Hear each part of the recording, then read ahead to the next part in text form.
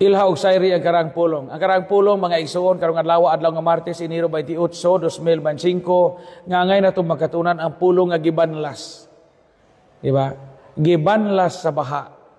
Di ba? Kaligog mo ni ana. Og mo yung nga ni kagibanlas ang buti pasabot ana na ilang term ana nga sibo gianod. Gianod, gibanlas kana bang gidaba nada. Mo ni gibanlas among bahay sa dakong baha. Nabanlas among bahay sa landslide. Nabanlas among bahay tungod sa buhawi. Or tungod sa hurricane.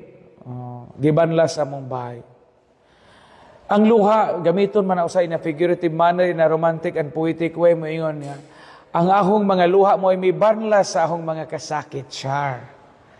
Ang akong luha mo ay may banlas. Buti pasabot, ang imo mga kasakit, imo mga kasakitan, gipaanod, naanod, tungod sa imong mga luha, tungod sa imong paghila. Mga igsuon, daghang mga kasakit nga itong giatubang sa kinabuhi, o nangandroy kita, nga mabanlas kini, tungod sa kalig-on sa itong pagtuo, o tungod sa kalig-on sa itong pagsalig sa Ginoo. Gibanlas na banlas. Gamitan ni pulunga kay hapit ni mawa diha sa atong mga katawhan. Banlas, gibanlas, na banlas. Ilha og sayri ang karang pulong, Cebuano Binisaya.